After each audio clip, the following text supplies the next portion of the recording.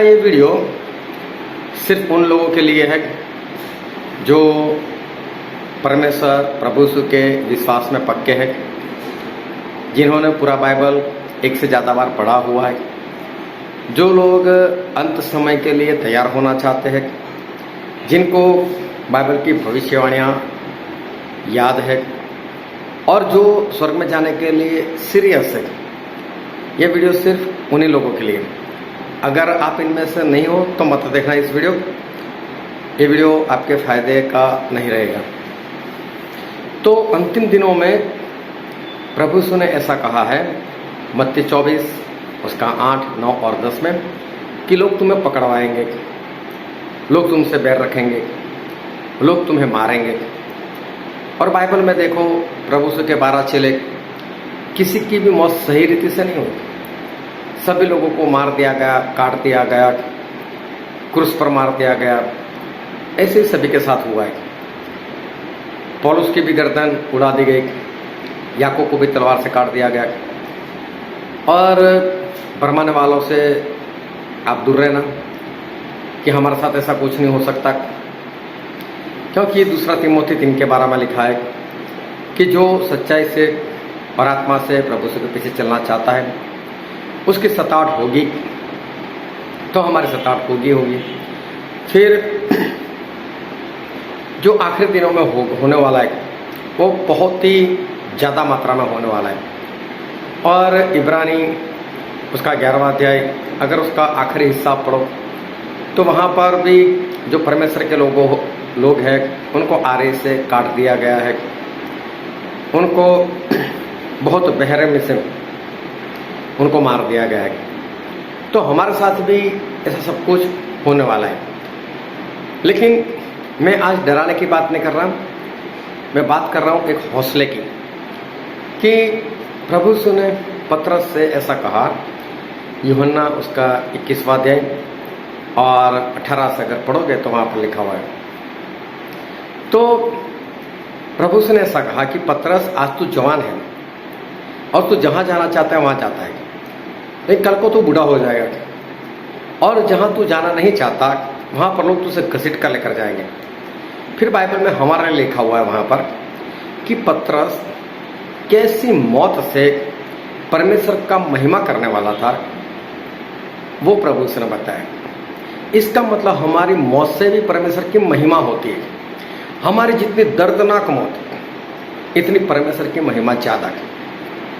तो सबसे पहले तो मैं आपको ये कहना चाहता हूँ कि मौत मांगो, परमेश्वर के लिए मौत मांगो। मतलब कि परमेश्वर में मरना हो जाए ऐसा मांगो, शहीद होना हो जाए।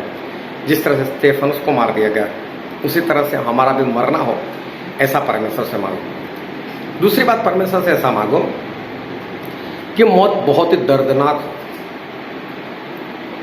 अभी ये वीडियो मैंने बनाई है ऐसे लोगों के लिए जो आगे बढ़े हुए लोग हैं। क्यों? क्योंकि उनके अंदर एक डर समाया हुआ है। और डर कैसा है? आखिरी दिनों में क्या होगा? शैतान पूरे जोरों से काम करने वाला है, एंटी क्राइस्ट खड़ा हो जाएगा, उसकी मूर्ति की पूजा नहीं करो तो मार देंगे, उसकी मोहर नहीं लेंगे तो हम खरीद नहीं सकते, बेच नहीं सकते, भूखे मर गए, क्या होगा कैसा नहीं।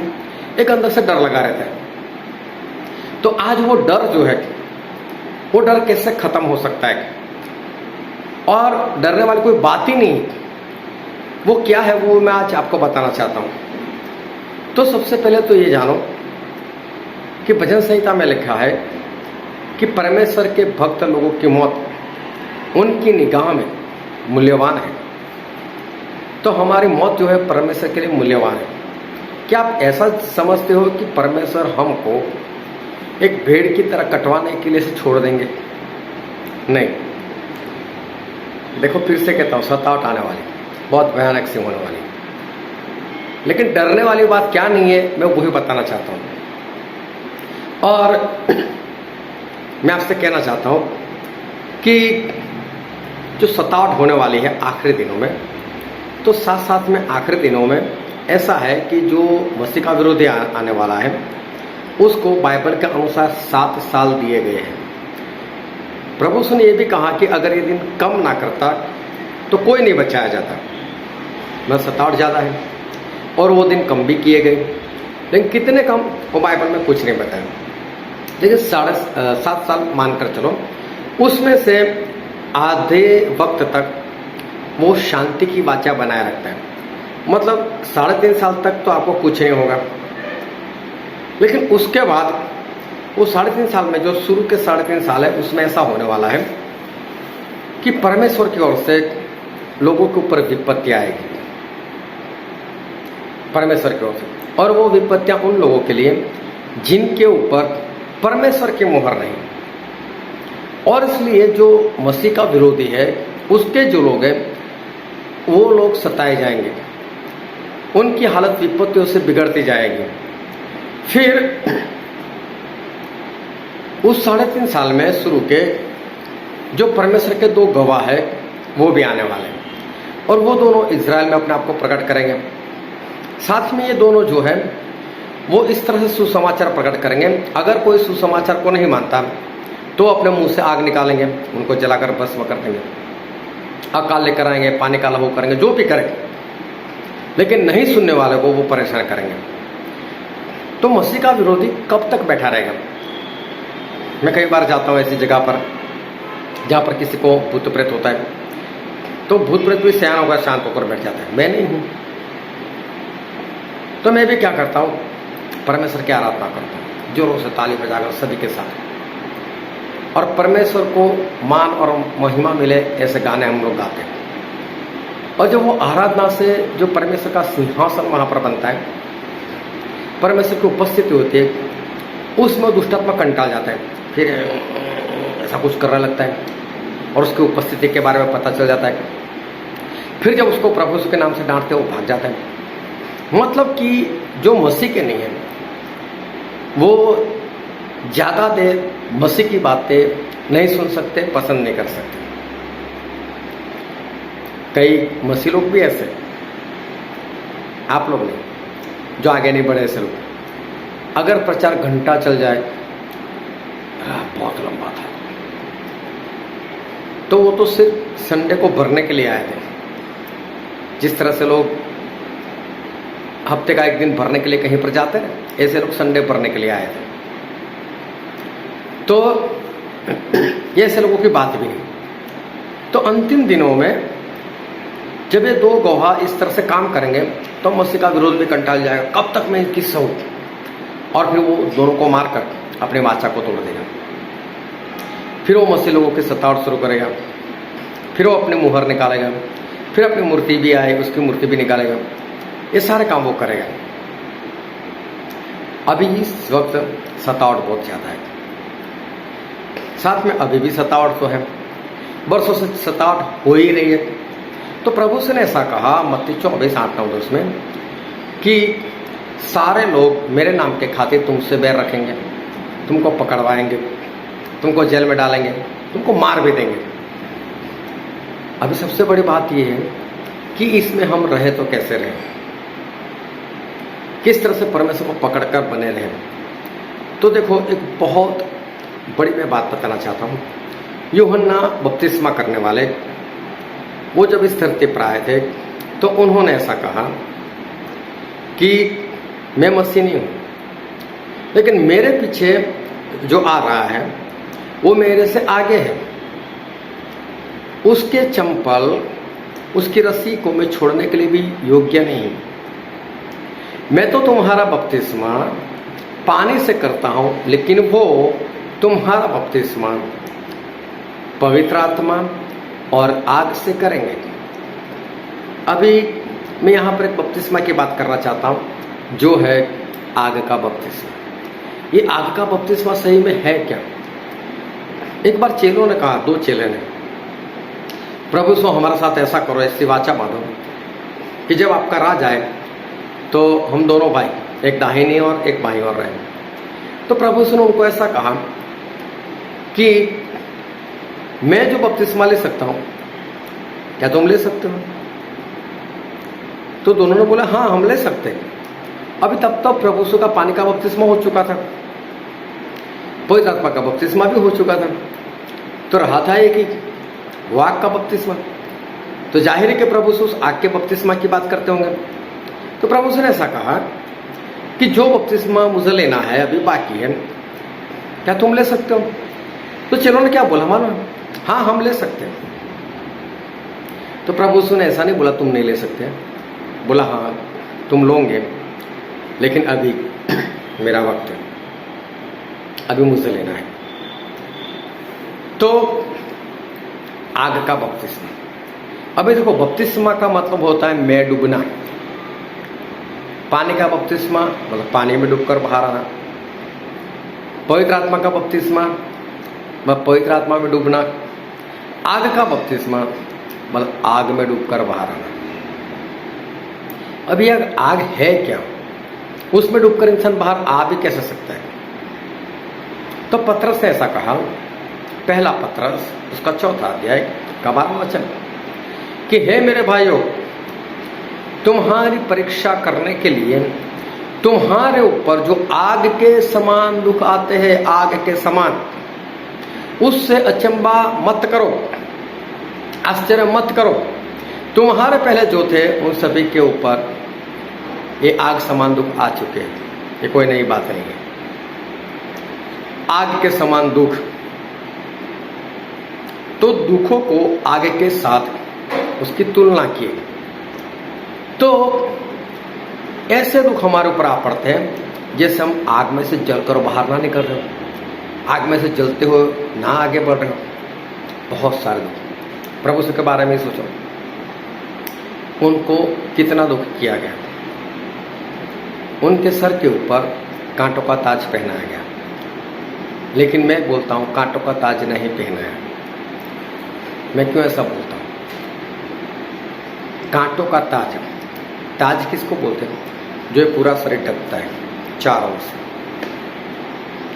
अभी ऐसा कांटों का ताज बनाया गया जो प्रभु यीशु के सर के ऊपर चारों ओर से बैठ जाएगा। जब भी कोई ताज पहनाता है, मुकुट पहनाता है, तो ऐसे कर कर ऐसे पहनाएंगे। अभी सोचो कांटों का ताज, तो जो भी इंसान ने प्रभु यीशु को पहनाया होगा उससे सबसे पहले तो पकड़ा कैसे होगा उसको? चारों कांटे, इधर भी कांटे, ऐसे भी कांटे, ऐसे भी कांटे, ऐसे भी कांटे होंगे, इसे भी कांटे होंगे। अभी सोचो चारों कांटे हैं, तो पकड़ने वालों ने बहुत संभल कर इस तरह से पकड़ा होगा, एक उंगली और अंगूठे से, ताकि उसको वो कांटा ना चुभे। फिर उसने प्रभु यीशु के ऊपर ऐसे रख दिया होगा, धीरे से ऐसे कर कर रख दिया होगा और छोड़ दिया होगा। तो नोटें चुभती होगी लेकिन अंदर नहीं जाएगी, और वो इंसान ऐसे दबा नहीं सकता। ऐसे दबाएगा तो उसको कांटे चुभेंगे। तो उससे क्या किया होगा मालूम?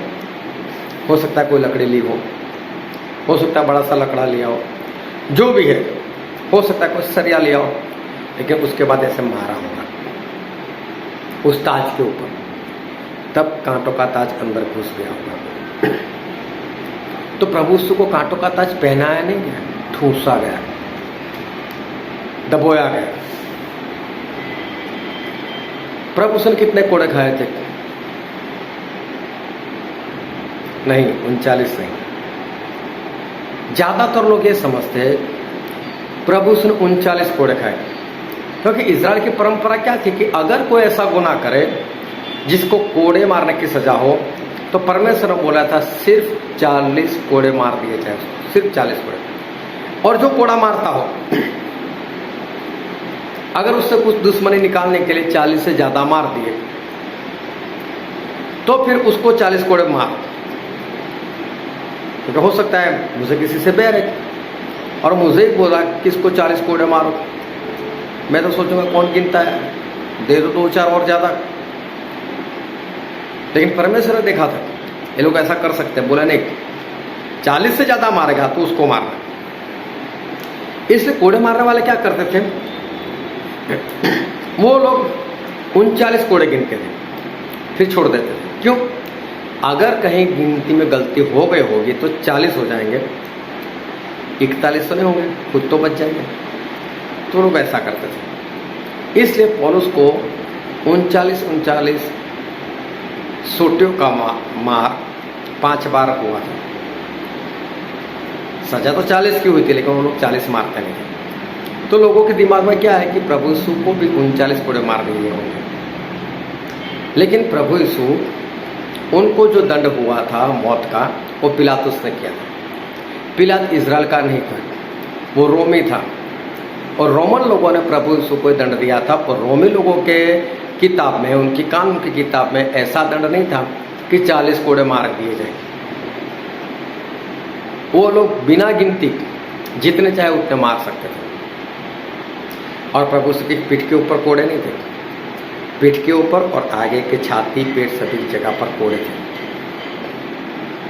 भजन संहिता 129 में ऐसा लिखा है कि जिस तरह से हल चलाने वाले उस खेत में हल चलाते हैं, उसके बाद जमीन देखते हो ना कैसी, ऐसी प्रभु यीशु का शरीर हो गया था। छलनी तो नहीं, लेकिन पूरा अंदर का बाहर, बाहर का अंदर ऐसा हो गया था, अनगिनत कोड़े मारे। तो ये सब प्रभु यीशु ने भुगता। तो उसके बारे में ऐसा लिखा है यशाया उसका 53 और 4 और 5 वचन। और चौथे वचन में ऐसा लिखा है कि प्रभु यीशु ने हमारे अपराधों को उठा लिया, हमारे पापों को अपने ऊपर ले लिया। वहाँ पर ऐसा लिखा है चौथे वचन में कि उन्होंने हमारे दुखों को उठा लिया और हमारे दर्द को, हमारे बीमारियों को अपने सर के ऊपर ले लिया। अभी देखो, प्रभु यीशु ने हमारे दुखों को ले लिया अपने ऊपर। इसका मतलब अब हमारे जीवन में दुख नहीं होना चाहिए। अगर किसी ने हमारी पीड़ा ले ली, इसका मतलब क्या हुआ? अब हमें पीड़ा नहीं है, चली गई पीड़ा, किसी ने ले ली। अगर प्रभु यीशु ने सही में हमारे दुख ले लिए, हमारे दर्द ले लिए, तो सोचो क्या हमें दुख हो सकता है? पतरस ऐसा कहते हैं, पहला पतरस 4 और 12 और 13 में, कि जब तुम्हें परखने के लिए जो आग के समान दुख आते हैं तो अचंभा मत करो, लेकिन खुश हो जाओ, क्योंकि तुम प्रभु यीशु के दुखों के सहभागी हो। अभी प्रभु ऐसा बोलते हैं कि उन्होंने हमारे दुखों को अपने ऊपर ले लिया। पतरस कहते हैं कि हम प्रभु यीशु के दुखों के सहभागी। जो परमेश्वर हमें दुखी नहीं होना चाहते, दुख देना नहीं चाहते, दुखी होना नहीं जो चाहते, वो इसलिए हमारे दुखों को अपने ऊपर ले लेते हैं। तो क्या हम उस परमेश्वर के दुख के सहभागी हो सकते हैं क्या? नहीं। लेकिन ये परमेश्वर की कृपा है कि वो ऐसा गिनते कि जब हमारे ऊपर दुख आते हैं, तो जैसे हमने प्रभु यीशु का दुख उठा लिया, हम प्रभु यीशु के खातिर हम जेल में गए, हम प्रभु यीशु के खातिर हमने पत्थर खाए, ऐसा उनकी कृपा से वो मानते हैं। लेकिन सही में ऐसा नहीं है। मेरे कहने का मतलब समझ रहे हैं? बाइबल में लिखा है, बात सही है। पतरस ने बोला तो बात सही है, प्रभु यीशु ने बोला तो वो बात भी सही है। सिर्फ हमें समझना है। एक सवाल मैं पूछता हूँ, क्या अब्राहम ने इसहाक की बलि दी थी? क्या इसहाक की गर्दन काट दी गई थी? क्या होम बलि हो गई थी? नहीं ना। कहाँ उसकी गर्दन काटी गई? कहाँ होम बलि हुई? नहीं हुई। लेकिन बाइबल में हर बार क्या लिखा गया? अब्राहम ने अपने बेटे इसहाक की बलि दी, जबकि नहीं दी। तो क्या बाइबल में झूठा लिखा है? नहीं, वो सच लिखा है। अगर परमेश्वर एक पल से पहले रोकते नहीं अब्राहम को, तो गर्दन अलग हो जाने की। अभी सोचो, अब्राहम को इसहाक से पहले इश्माइल पैदा हुआ, और इसहाक से पहले बाद में भी और भी बच्चे उनको पैदा हुए। लेकिन परमेश्वर ने क्या बोला? इसहाक से अंश गिनाएगी, इसहाक से अंश गिनाएगी। अभी ध्यान रखना वचन के ऊपर, इसहाक से अंश गिनाएगी। परमेश्वर ने ऐसा बोला था कि अब्राहम, मैं तुझे औलाद दूंगा। वो औलाद इसहाक थे, इस्माइल नहीं थे। वो औलाद उसके बाद अब्राहम ने जो कटोरा के साथ शादी की और बच्चे हुए, वो नहीं थे, वो सिर्फ इसहाक थे। तो मेरा एक सवाल और आपसे, तो क्या इस्माइल शैतान से पैदा हुआ? अब्राहम को इसहाक के बाद जो बच्चे पैदा हुए, क्या शैतान से हुए? क्या वो परमेश्वर की ओर से नहीं? भजन संहिता 127 उसमें लिखा है कि बच्चे तो परमेश्वर की मीरास है, उनका दिया हुआ धन है। तो क्या इस्माइल परमेश्वर का धन नहीं था? परमेश्वर की ओर से पैदा नहीं हुए थे? और बच्चे जो हुए अब्राहम को, क्या वो परमेश्वर की ओर से नहीं था? वो थे। लेकिन उसमें इसहाक खास कैसे? अभी समझ लो, मेरे पास MI कंपनी का फोन है, बहुत सारी कंपनियों ने मोबाइल निकाले। अभी समझो आपके पास भी MI कंपनी का मोबाइल है, और कोई, या तो सोचो मैं ही आपको ऐसा बोलता हूं कि मैं तुम्हें एक मोबाइल गिफ्ट करूंगा, और मैंने MI कंपनी का मोबाइल खरीदकर आपको गिफ्ट कर दिया। आपके पास वही मॉडल है जो मैंने आपको गिफ्ट किया, वैसा ही सेम टू सेम पहले से है, एक मैंने दे दिया। फिर भी आप लोगों से क्या बोलोगे? ये वाला मैंने खरीदा, ये वाला मुझे गिफ्ट मिला। ऐसा नहीं कर दोगे। दोनों MI के, दोनों एक ही मॉडल, एक ही फंक्शन, सब कुछ एक, लेकिन एक मोबाइल खास है। कैसे? गिफ्ट किसी ने बोला और दिया। पति और पत्नी हो गए तो अब शारीरिक संबंध से बच्चे तो होने ही वाले, वो परमेश्वर का दिया हुआ धन ही है, इसमें कोई बड़ी बात नहीं। लेकिन जब परमेश्वर बोलते मैं तुझे दूंगा, तो वो भी वैसे ही पैदा होता है जैसे इस्माइल, जैसे कटोरा से पैदा हो वैसे ही इसहाक भी वैसे ही पैदा हो। लेकिन परमेश्वर बोला मैं दूंगा ये वाला इसहाक, इसलिए उसको बोला गया एकलौता बेटा। जबकि इस्माइल थे, एकलौता बेटा नहीं था। यहां पर जो एकलौता है उसका मतलब निकलता है ना उससे पहले उसके समान कोई बेटा था, ना उसके बाद उसके समान कोई बेटा होने वाला है। वचन की संतान, परमेश्वर ने प्रतिज्ञा की, वचन दिया, वो वह वचन से पैदा हुआ बच्चा। तो प्रभु ने बोला कि अब्राहम उसकी बलि दे दे। अब्राहम निकल गए, सब कुछ किया, लेकिन बलि नहीं हुई थी। उससे पहले परमेश्वर ने रोक लिया था। फिर परमेश्वर ने वही अब्राहम वाली बात पूरी करने के लिए अपना एकलौता बेटा प्रभु यीशु को दिया। अगर सोचो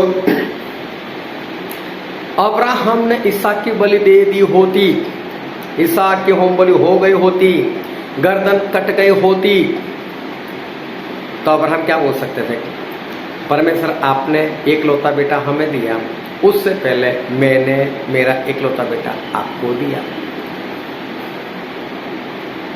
क्या परमेश्वर हमारे कर्जदार हो सकते हैं?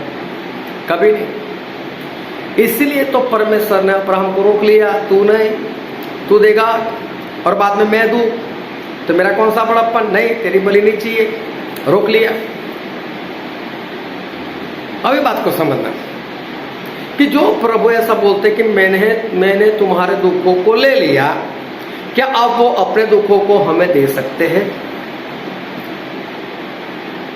लेकिन जिस तरह से अब्राहम ने बलि नहीं दी, तो अभी परमेश्वर ऐसा कबूल करते नहीं दी। उसी तरह से जब हम सताए जाएंगे तो परमेश्वर यही बोलेंगे, हाँ तूने मेरे खातिर बहुत कुछ सहा है, लेकिन हमें सहन कुछ नहीं करना है। किस तरह से? अगर परमेश्वर ने हमारे दुखों को ले ही लिया है, अब हमें कोई दुख नहीं होगा।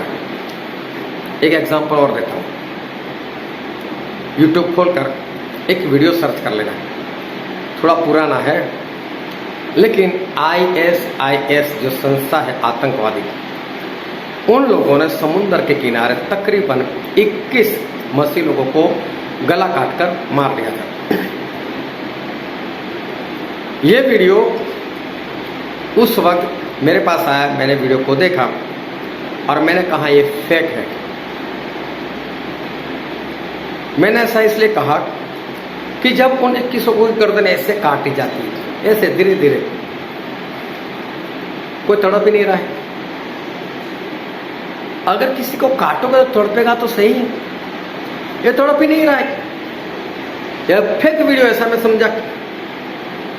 उसके बाद परमेश्वर की एक दासी से मेरा मिलना हुआ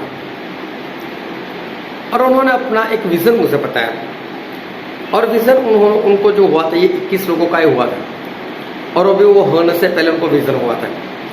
तो आतंकवादी लोग 21 लोगों को ऐसे काट रहे, और जैसे ही काटने के लिए जा रहे उससे 1 सेकंड पहले, 1 पल पहले परमेश्वर ने उनका आत्मा बाहर निकाल दिया। आत्मा निकल गया, मर गए। अभी मूर्ति को काटते तो क्या दुख होगा? क्या वो तड़पेंगे? मैंने परमेश्वर की महिमा की, परमेश्वर आपकी महिमा, आपका धन्यवाद कि आपने ऐसा काम किया। मैं तो उसको फेक समझ सकता, फेक नहीं, लेकिन फिर भी परमेश्वर को क्या बोलेंगे मालूम? ये लोग मेरे नाम से शहीद हो गए। स्टेफनस की मैं बात करता हूं, उस टोली में आप शामिल हो जाना। अभी स्टेफनस को बीच में रखे, चारों ओर पब्लिक जमा हो गई और सभी ने पत्थर हाथ में उठा लिए, जिनमें जितनी शक्ति होगी ऐसे बड़े बड़े पत्थर उठाए होंगे कि उसको जोरों से मार सके। चारों ओर से स्टेफनस के ऊपर पथराव हो रहा है। और प्रेरितों के काम उसका 7वां अध्याय, उसका आखिरी पैराग्राफ अच्छे से पढ़ना।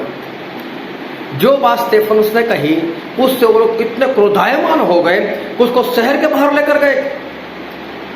बहुत क्रोध में है, ऐसा सिखाता, ऐसा बोलता, ये वो, और क्रोध में उन लोगों ने पत्थर मारे। अगर प्रेम से कोई मारे तो धीरे से मारे, मजबूरी से मारे तो धीरे से मारे, लेकिन क्रोध में मारे तो जिनमें जितनी ताकत थी, इतना जोरों जोरों से पथराव उस स्टेफनस के ऊपर किया।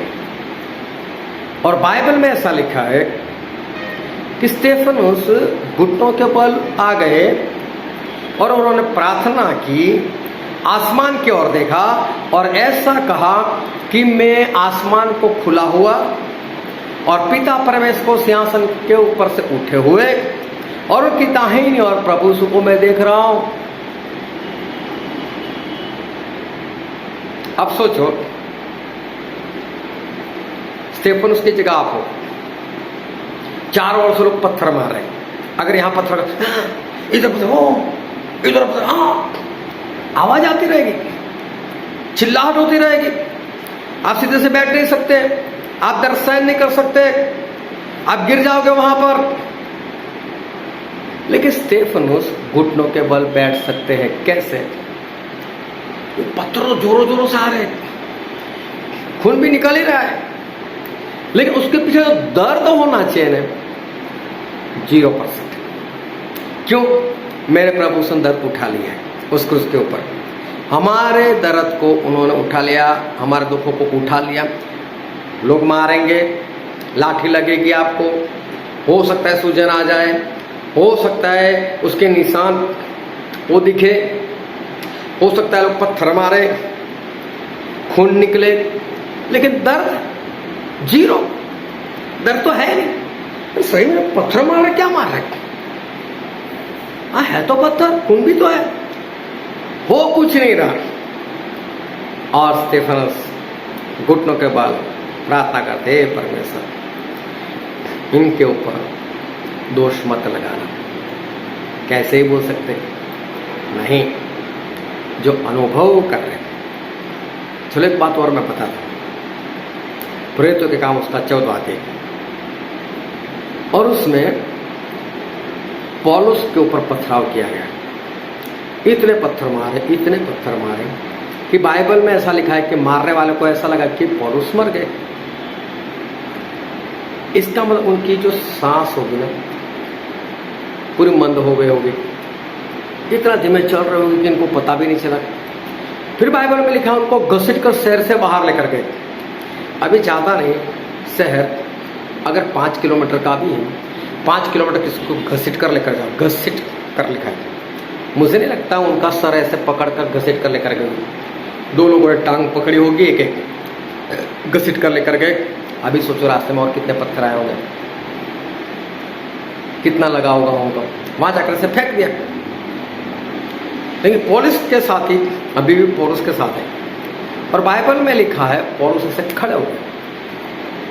चेलों ने भी कुछ नहीं बोला, उन्होंने क्या बोला, पौलुस क्या कर रहा है? किसी ने लगा दर्द हो रहा है, किसी ने कुछ नहीं पूछा। पौलुस क्या कर रहा है? चलो शहर में चलते हैं वापस।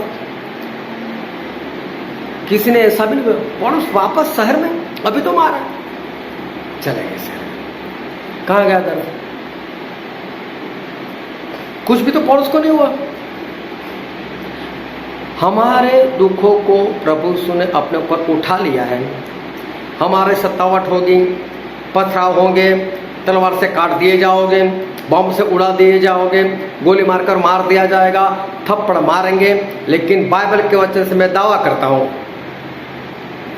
आपको इतना सा भी दर्द नहीं होने वाला, क्योंकि हमारे दुखों को प्रभु से उठा लिया है। हो सकता है सवाल आपको होता हो, कैसा सवाल? कई बार आपको सुनने में आया होगा, इस पास्टर को मारा, उसको अस्पताल में भर्ती कर दिया, इसको मारा, उसका हाथ टूट गया, पैर टूट गया और प्लास्टर लगा हुआ है। बाइबल में लिखा है भजन संहिता में कि जो धर्मी है उसकी हड्डी नहीं तोड़ी जाएगी। ये पहले होगा ही नहीं हमारे साथ। हमारी हड्डी को कोई तोड़ नहीं सकता, चाहे पत्थर से, चाहे गोली से, चाहे किसी से। दूसरी बात, मैं ऐसा नहीं कहता वो वीडियो गलत है, उन लोगों ने मार नहीं किया। परमेश्वर के लिए मार खाना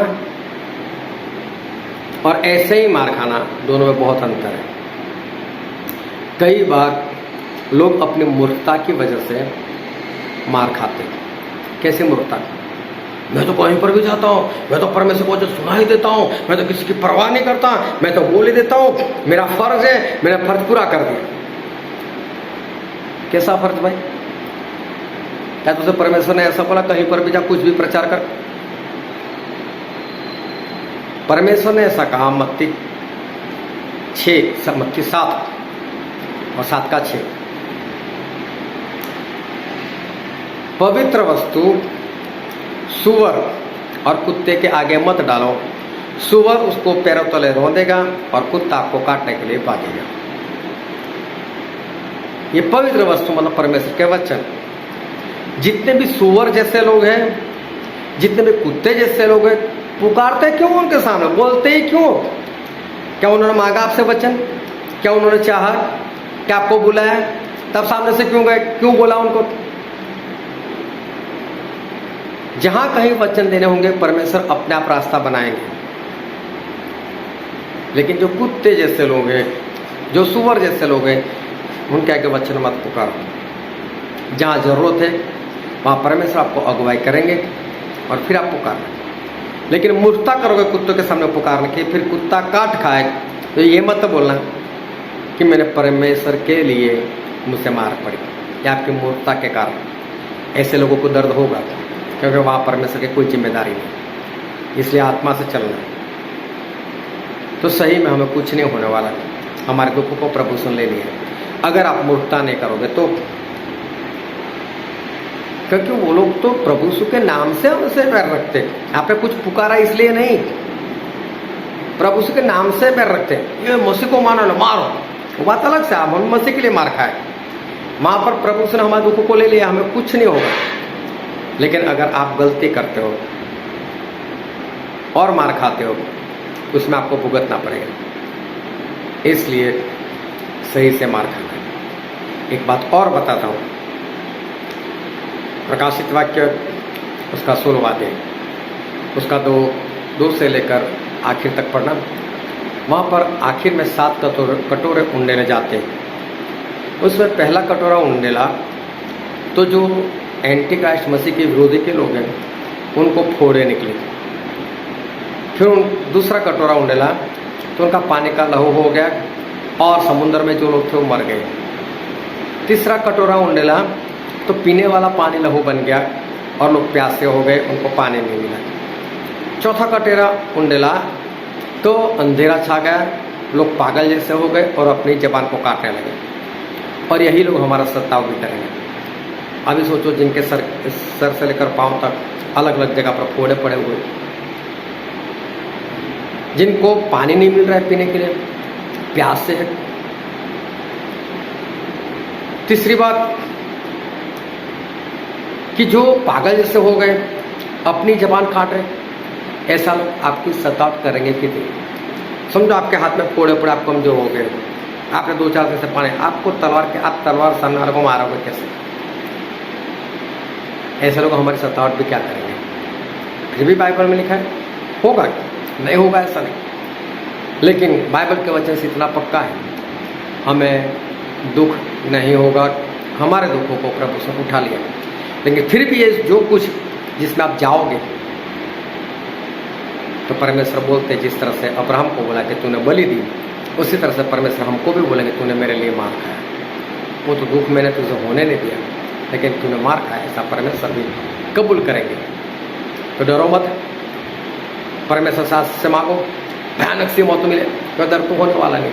हंसते हंसते मरो, मार खाते रहो, हंसते रहो और मरो, कुछ नहीं होगा।